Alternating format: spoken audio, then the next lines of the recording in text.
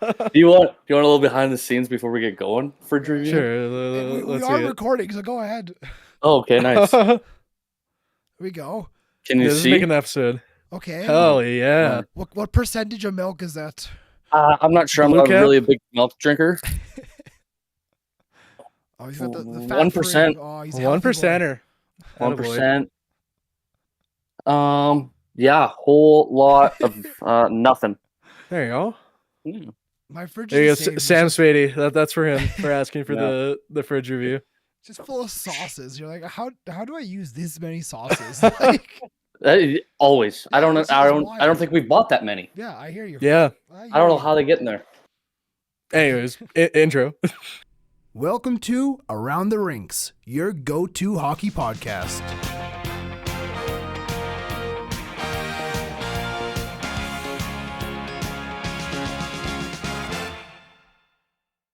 Oh, Yeah. we are back. Another episode of Around the Rinks. I'm Noah, joined by Brendan and Liam. Kylie and Reese are gone. Kylie, we haven't even heard from her. Who knows Yeah. where Cartel she's again. at? Cartel again. that Like cartel. They are ruthless. Reese, I think the St. Louis Blues got him.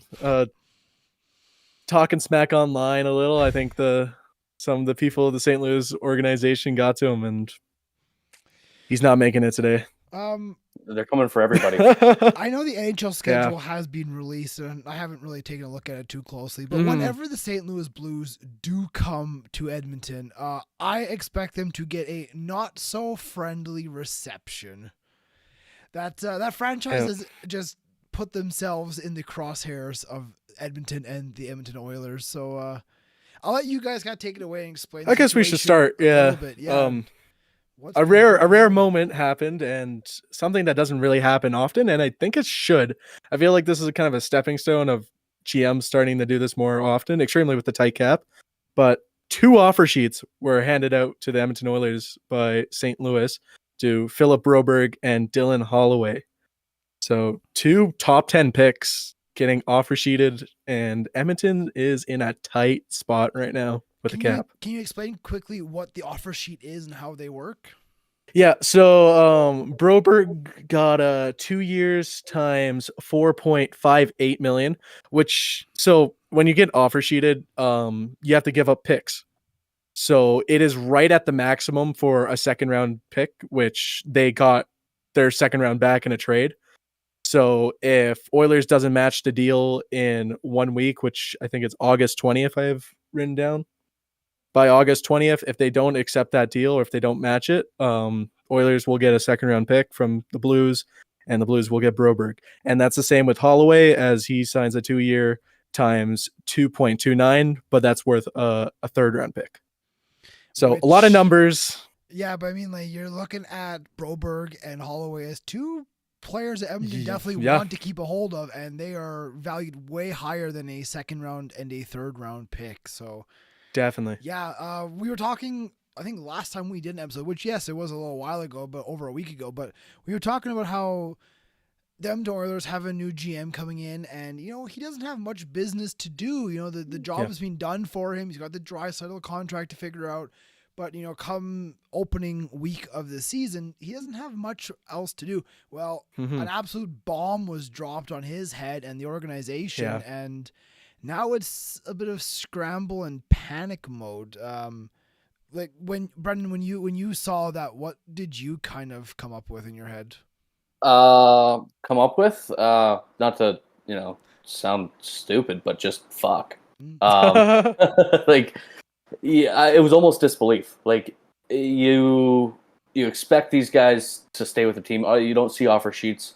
When you do, they don't come in pairs, right? Like, it's been years and years and years since you've seen that happen.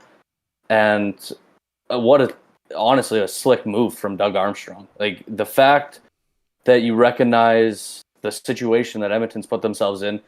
They're playing hardball with these 2 young guys, part of their core moving forward, right? Like you said, you've spent high draft capital on these guys. You've put so much time and effort into developing them to become serviceable, meaningful NHL players. And to get it ripped away for a second and a third potentially is ridiculous, right? Like, what did they say? Broberg's camp was looking for less than $2 million. It was like 1.8 or something. They wanted to throw him 1.2. Right? You're arguing over $600,000 tops. I would imagine Holloway was the same. He's looking for $1.5 million.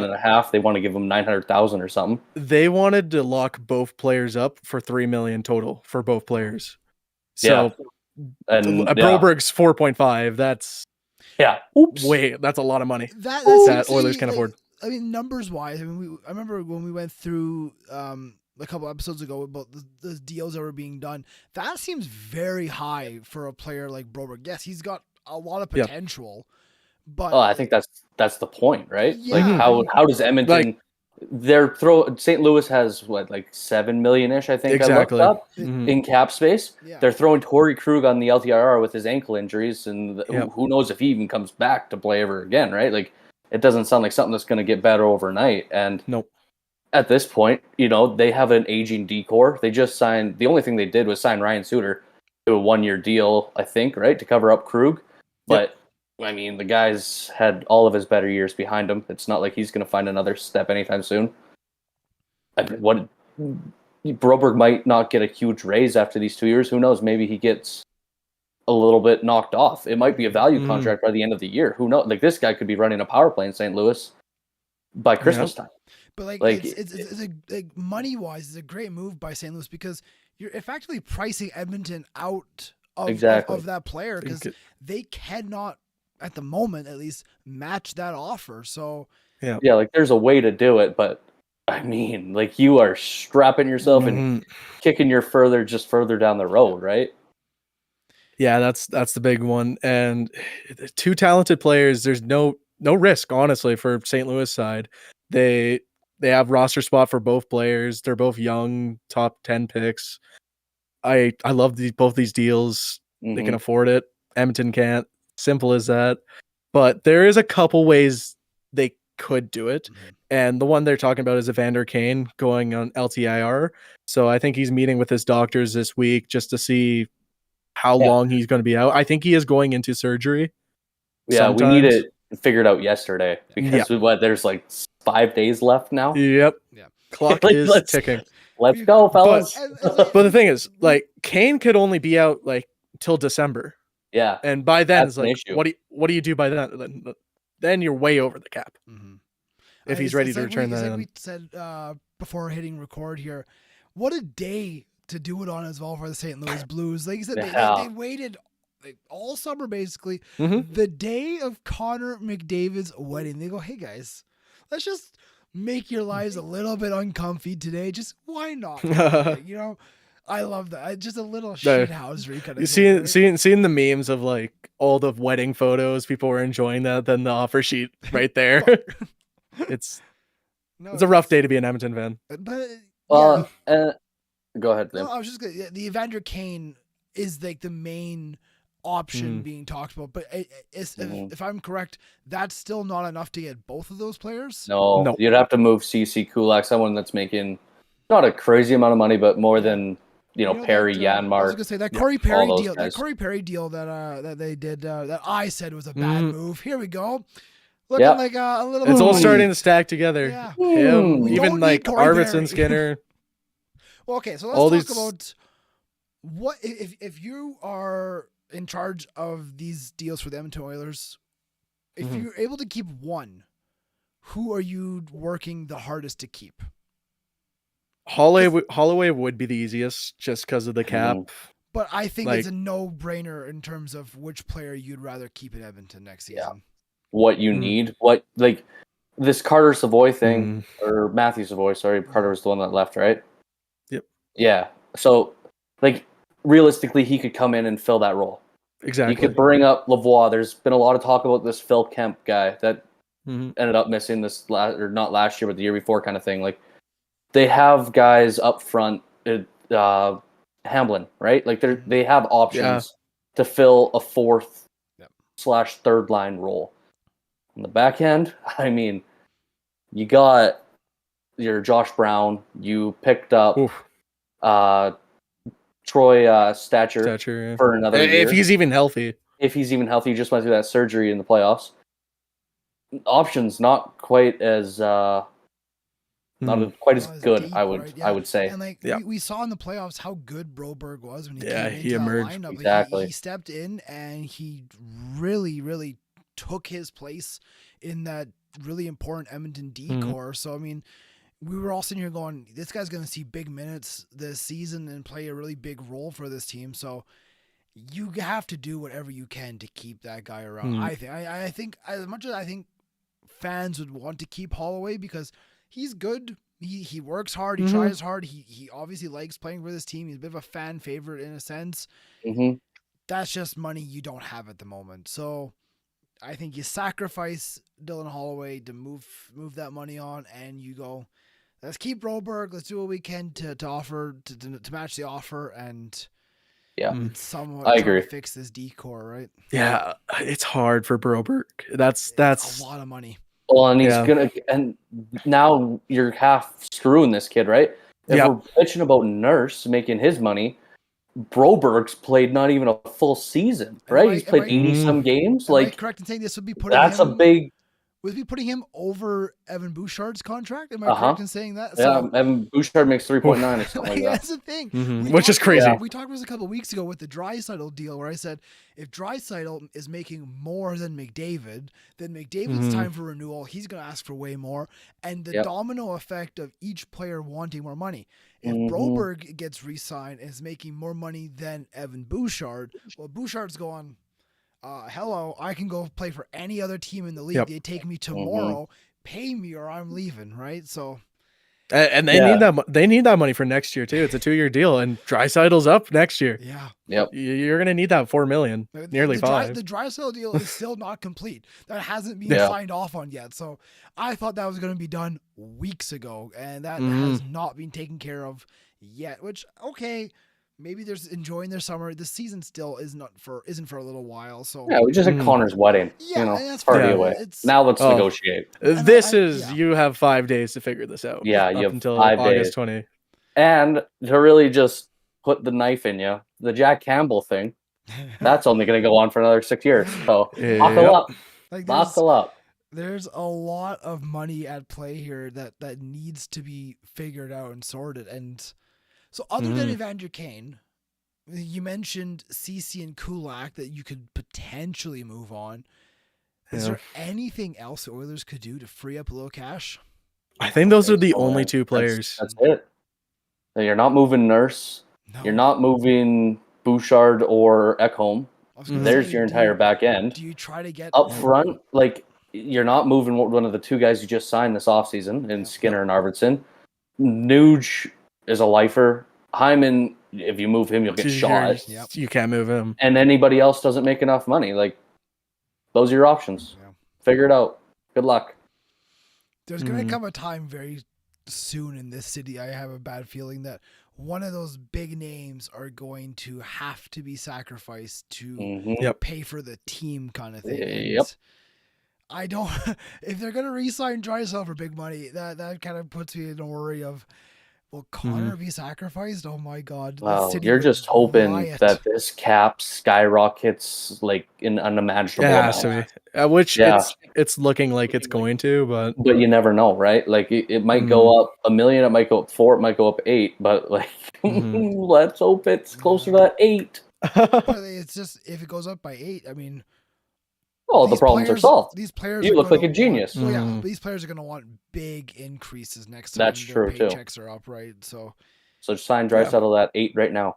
Well, I mean, exactly. If you want, we could talk about the Leon or deal after next week. Well, the Leon deal is being talked about. I've heard 3-year deal. I've heard a 8-year deal. I've heard 5 years. No one really knows, of course. I mean, no. Yeah. But I mean, the longer, the better if you are Edmonton Oilers GM, because 100%. you're trying to lock him down for as long as you can, for as little as you can. But what a mess! What a mess! One more to plug Dustin Nielsen and his show and Edmonton Sports Talk and everything they do over there. Yep. They had on, I'm going to go to say their name and I'm going to mess it up, so I'm just going to say someone that covers St. Louis. Apparently, that Doug Armstrong and Ken Holland, best of buddies. They've been on golf trips, all sorts of things. Rumor has it they're on one right now. he figured, this insider with St. Louis Blues, if Ken Holland was still in the office, I'm not saying that Stan Bowman has anything to do with this. Exactly. Puzzle pieces kind of fit, but like people look upon Ken Holland and go, we respect him, we're friends with him, yada yada yada. We're not going to do this to him. Says if Ken Holland's still there, we don't worry about these offer sheets. In fact, Ken Holland's on the golf course right now, not worrying about a Leon Draisaitl contract. Sorry, getting offer sheeted. Yep. And then what an inside man too, right? The guy that drafted both these guys. You know, what do you think of these players? How have they developed? Where do you see them? What are they like as a person? Oh, not so bad. Here's 4.5. Here's 2 and 3 or whatever. Yeah, and that's the thing with offer sheets. It kind of leaves some bad blood betwing GMs. Oh yeah. Well, I remember you know all about it with Montreal and Mark Bergevin and Don Waddell. Like Aho, then they offer sheeted Kotkaniemi and gave him $20 signing bonus, which is Aho's number. So it's just stuff like that. It's bad blood between GMs, and I totally agree with you. If Kenny Holland was still in there, I don't know. At least from St. Louis, it wouldn't have happened. Yeah, there you go. Here's a fun fact about Ken Holland. So if the Edmonton Oilers do not match both of these offer sheets, every single first-round pick selected by the Oilers under Ken Holland will be gone. No kidding. Wow. That is wild. How many drafts did he get? Because he Broberg, I mean, Bordeaux, do you count this draft? Was he at the table at the draft? I don't even remember. I don't think so. But did they even their first guy? He's not going to be playing this. Yeah, season, the 32nd pick or whatever. I forget his name now, but Sam O'Reilly. Yeah, that's right. And then they had Reed Schaefer, and then they would have moved that other pick to Nashville. Anyway, yeah, wow. Fun fact. There you go. Talk about building a future, hey? Yeah, I mean, you're trying to win a cup. Yeah. Which again, that's probably also like, do you want Broberg like slotting in that top 4 already? Well, because I think if you would have to move one of those like CC or Kulak, that you're adding minutes to a guy that is he even ready? Is he even have enough experience for that? Yeah, he looked great in the playoffs, but this is more of a development thing for what St. Louis is looking at. I think, and it really hoops them because you can't trade these guys for another year. Yep. Right, so that really stinks. You're kind of taking them into a playoff run, whether you like it or not.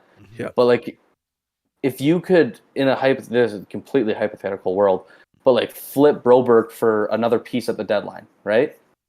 Is he not more valuable at 4.5 than a second round pick? Yeah, 100%. 100%. And I think that's half how you got to look at it. I know your cap thing is a mess, but at the same time, you're not taking Broberg for a second, so you kind of have got to bite the money, no? If Broberg played this season for Edmonton in top 4 defensemen, that guy could actually be valued at 4.5 at the end of the season. Oh, 100%. Right now he's in that $2 million range. I mean, kind of thing, right? even like when he was like allegedly asking for a trade at the beginning of the season, when that whole thing was going on, he was like mad about his ice time and whatnot. He was probably worth a second. Yeah, to be honest, he was probably worth a second at that time. Then he goes on another 2 series in the conference final, Stanley Cup final, and he looks great. Yeah, and it's like, ultimately, I can't see a way Dylan Holloway plays another game for the Oilers. I can't see it. Money. I agree. I can't see. He's and roster. He's replaceable. You know, you have that's people the issue, right? That can score goals like he was doing. He brings something to that team. He brings speed and effort. Well, and they don't need scoring. Well, exactly. Their offense is kind of okay, and they brought in great offensive talent already this offseason. Defensively, the Oilers have struggled for a while. Yes, they were very good last year, but this is a young defenseman that is going to be getting good minutes this year. Who you go, this could be a replacement guy for Darnell whenever that contract's done. You just move him into that main role, right? So you have to find a way to match Broberg. You have to. Yeah, I agree. It's tough though. It is so. It's tough. Like, and tough. Do you want to have that $4 million on that blue line? It's just Yeah, because then it's a trick. What a $13 million pair. Yeah. Oh, $14 million pair, I guess, by the time you add up the. and he's a left shot too, which Yeah. Edmonton's pretty filled up on that. And yeah. So yeah, honestly, you probably can't even move CC because he is your right shot guy. Yep. So it would have to be Kulak, and he's playing bottom pair. Bouchard was gonna go, hey guys, I need more than that when my contract's done. Oh yeah, Bouchard. We don't even talk about Bouchard. Bouchard's gonna be making Darnell Nurse money. Yeah, he deserves blow that out of the water. He deserves it at least, but yeah, no, it's especially if the cap's gonna go up, and ridiculous. We go off percentages and this and that. So realistically, you're putting Evander Kane, because even Evander Kane, he's as good as gone. Replaceable, yep. He wasn't. You already replaced him. Exactly, he wasn't bringing much last season, especially towards the end of it. So put him on the long term. You get rid of that money right there. Yes, you have to try and get rid of Kulak or Cece, like we've been saying, but that would be enough for Broberg, I guess. It would be. But it's a tough little spot that them Oilers are in. Well, especially because you're losing Kane, one of, if not the grittiest players you have. You lost Vinny, who would be the other contender for that spot, and Holloway probably would be right up there in hits and stirring it up in the corners. He's a big boy too. Like same with you're Broberg. Starting to get soft too. Like that really sucks too, right? Like you don't have that grit anymore. Not that the league's necessarily super gritty these days, but no, you went from a pretty tough team to not so tough pretty fast. I mean, look at the Panthers. They won the cup with grit. Exactly. Yeah, I think you still need it. It's a bit of a mess. It's a mess. I'm happy I don't have to deal with it. Yeah, I mean, welcome to the job, Sam. Yeah, no kidding. So you said it's 5 more days the Oilers have to match these offers? Yeah, sounds right. Or so 6. Well, it happened yesterday, no? Yes, so it would be on the 20th. So come the 20th, we'll know what happens with Holloway and Broberg.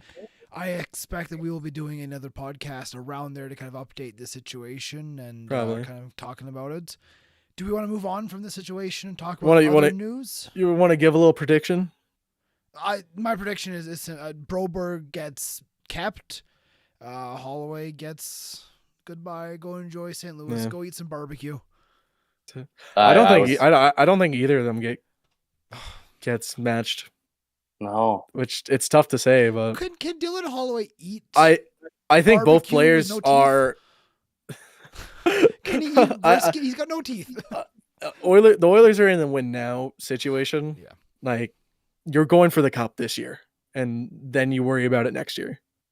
I think you just go play the veterans. It's just so much money for Broberg. I don't see it happening. And we already said Holloway's replaceable enough. But it's gonna sting because they're both top 10 picks. Yeah, and you're losing. And they're both favorites here in Edmonton too. You're losing for nothing, basically. Mm-hmm. Yeah. I would say they keep Broberg. They find a way. Yeah. And, I hope so. Again, Holloway. You hate to see him go. He's just blossoming, scoring big goals in big times in the Stanley Cup final. Like there's so much hope around both of these guys. Not that hope pays the bills, but sorry. Yeah, if they don't, I think it'll be a big mistake if they don't keep Broberg. So that guy's special. Let's say Noah's prediction happens and Oilers do not keep either of them, and they both go to St. Louis. What does that mean for the Blues? What does that kind of make you feel about their chances for next season? Doesn't move. I think it helps. I think it does. I think it does. I think their core is actually starting to develop here. They do have a couple bad contracts extremely on the D side that I'm not a big fan of. Parayko, Krug, and Folk. I think all three of them are pretty big contracts. I think Broberg will fit in. I like you said, Brendan. I think he can be on the power play by December, and I think he's going to slot in really well. Holloway's joining a really young core. Neighbors, Cairo, other guys too. Thomas, yep. Those they got a young core building up there in St. Louis. So I think this like rebuild they're doing, I think it's going to be quicker. I think don't it think would accelerate the shit out of it. Yes, It would help so much. But yeah. are they still pushing for a playoff spot? Oh, not this year. Exactly. This is a long-term thing for St. Louis. Yeah, and Young a genius players. move. Like you're getting 2 first-round picks, 2 top 10 picks. I saw Elliot Friedman. St. Louis have been on these two players for a while now. Like back in the trade deadline, the Oilers were looking at Buchnevich, who's also on the Blues. Oh yeah, and St. Louis was looking at those two players, so they've had the eyes on them for a bit now. So do you think? forget about Buchnevich all the time. He's a good player. Yeah, I didn't even say his name. Do you think these offer sheets will start being done more frequently in the league? I think so. I think as the cap rises, like everybody was so tight against it for how long, right? Like you don't really have money to spend as even the bottom teams. Yeah, true. To overpay these guys, right? And now we're starting to see a little bit difference in, there's more room for the guys at the bottom. Why wouldn't you? Yeah, yeah. If you have that space and ability to kind of pick off these top teams and get a little bit of talent from them, a slight overpay. Why would you not? Like, it's forced. And it's not like they're giving him a second, third. Yeah. If you're paying them $6 million, you have to give up 4 first-round picks or whatever it was. Like the compensation for the team offering the offer sheet is much more reasonable these days. And what are the rules for offer sheets? Like, do they have to be within their last year or 2 contract? RFA. They have to be restricted free agents, so pretty much all younger players getting out of their entry level deals. Yeah. So you'll see them in their early 20-year-olds. What for a team who's kind of going through a bit of a rebuild, what a great way to bring in young talent. Just overpay a little bit, and hope that they develop into the player that you think they can be. And then that deal doesn't seem to be as bad, right? Yeah, 100%. That's it's an interesting situation here. Definitely something that the Oilers were not planning for during the off season. No. So I mean, you know what? It gives a little extra level of something interesting going into next year, which there's a lot of eggs in that basket for the 24-25 season for the Oilers. So again, we'll see what happens. But yeah, other news. Let's move out east. Canada's least favorite team, potentially. They've got a new captain. least favorite team, most favorite team. Depends what side you're on. Both at the same time, exactly. But yeah, John Tavares is giving up the captaincy to Austin Matthews, which I say Tavares is giving it up. I think he was told.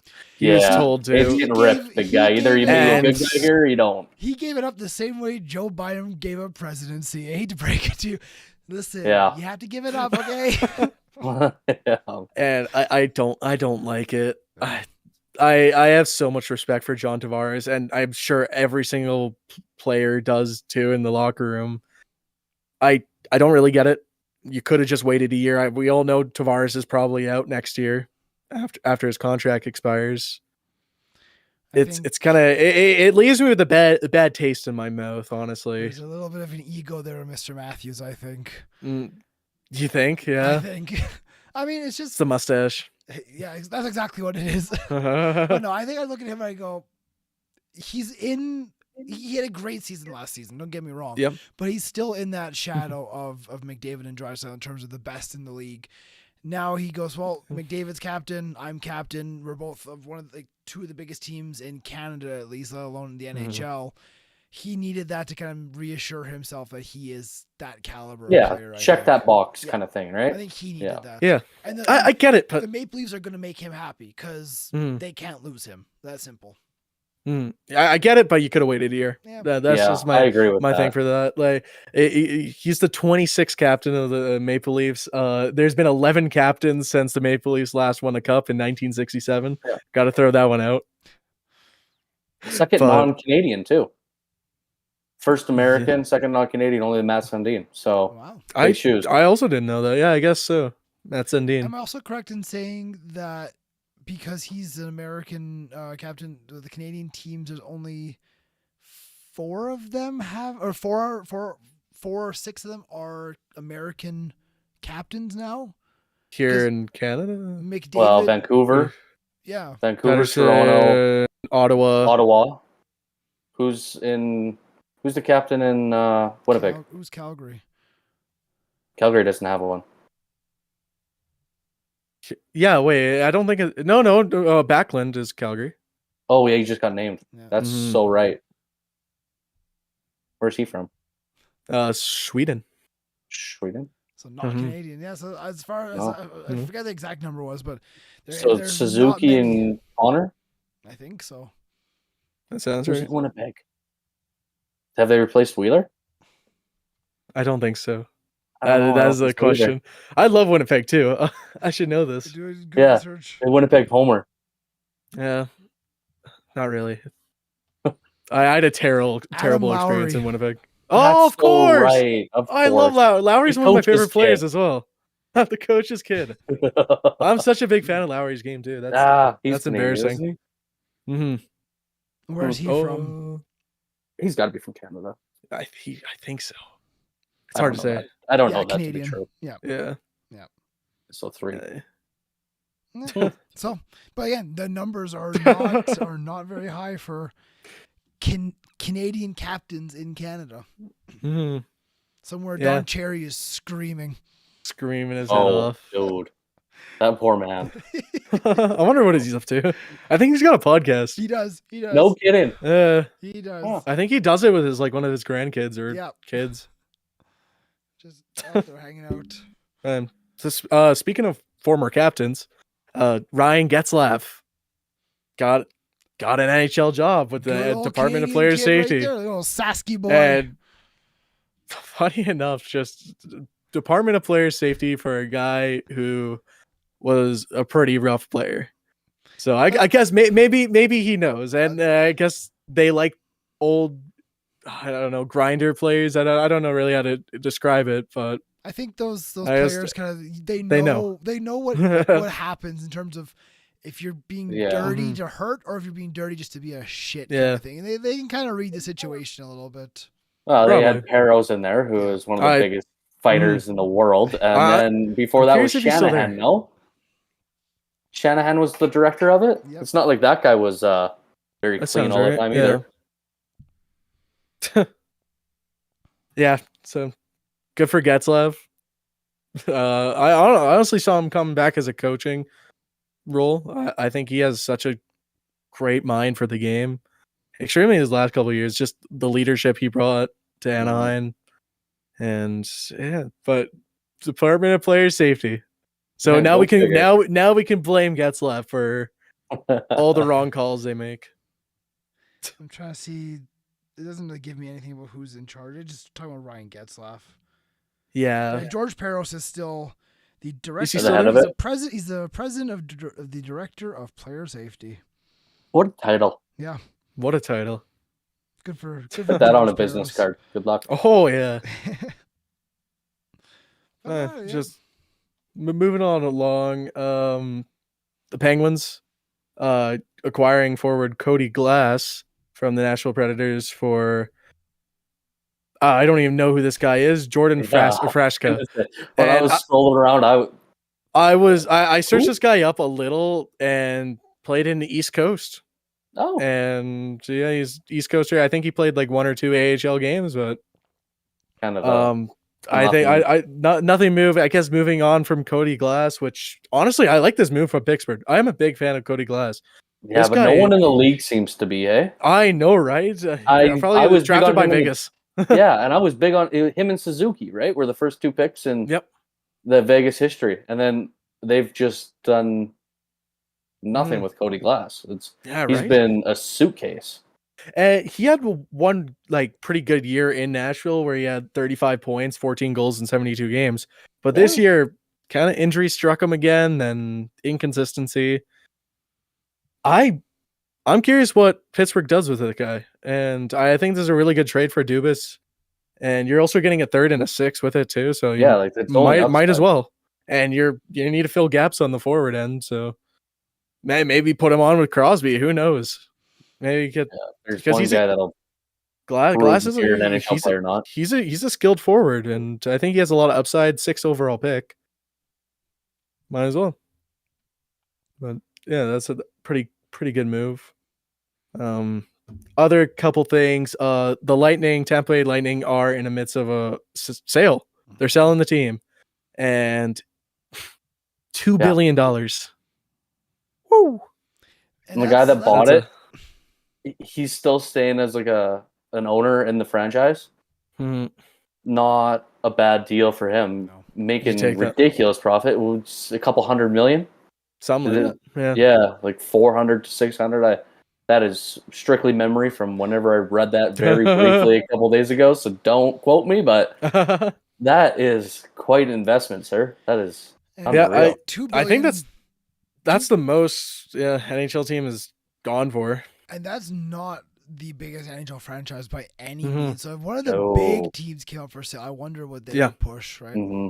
Oh, I guess the cups in the recent years definitely helps. 100%. Well, what did Ottawa go for? 950 million? Mm-hmm. That was the biggest one to date. Yeah. And blow that out of the water. Yeah.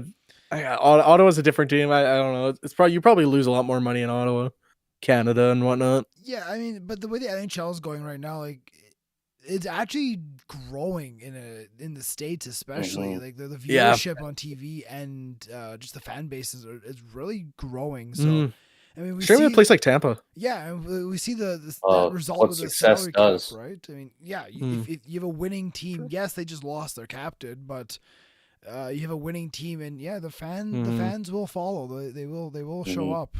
I mean, yeah, I'm excited to see about Utah this year. I think Utah is gonna. I think it's gonna be a great time over there. I really do. I'm excited. I'm happy they moved to the Central. Honestly, Thank you. As an Oilers fan. Yeah. I think that the fans are really gonna get behind that team, and I think they have good ownership, and they're gonna have some fun this year. Mm-hmm. Yeah. I got one more thing. This is a little old, but we haven't uploaded anything in a bit. But Oliver Shillington signing a 1-year deal in one-year deal in Colorado, just $1 million. Like, honestly, no risk, unreal move. Yeah, he kind of been a shell of a player he was a couple of years ago. Injuries, whatnot. Injuries helped. Yeah. Come on, for $1 million, that's got to be one of the slickest moves of the offseason. I'm surprised he was on the market for that long. Yeah. Like, if Edmonton would have known that they were going to offer sheet Broberg, could have slid in there for him. Totally. Like that's a sweet pickup. Yeah. So I just want to throw that in there. Yeah. Just underrated pickup there. And I'm a big fan of his game. Extremely. Even if it doesn't turn out, what's $1 million over $1 million season, right? Yeah. You can move it. You can do whatever you want with it. Just bury it. Doesn't matter. Yeah, and he's a quality defenseman. I'm sure you can. There's some great defensemen down in Colorado, so pair him up with somebody. I'm sure it'll work. I'm sure too. That's all I got. Yeah. I'm not sure if you guys have. I mean, whatever. It is still the off season, so the NHL is not as busy as it is during the year. But yeah, this Edmonton Oilers news came out of absolutely nowhere, so we thought we had to get on it and we had to talk about it a little bit, especially being located in Edmonton. And we will update it in another few days here once the deals come to the deadline day kind of thing, and we'll see what happens for the Edmonton Oilers and for Broberg and for Holloway and the St. Louis Blues. And we will see what ends up happening in this situation. Yeah, definitely. Well, quick congrats, too, before we wrap things up all the way, to the Canadian fellas, Helenka, that was held down. Yeah, just keep running it up, fellas. Like, they don't lose that tournament, I don't think. I really wish I went. Yeah, I was working and it was stupid, and I wanted to go and watch McKenna go and this Lindstrom kid they were talking about. There's talent all over the ice. But hey, either way, way to go, fellas. Pretty cool. Should Around the Rinks go to an Edmonton Oilers preseason hockey game? Yep.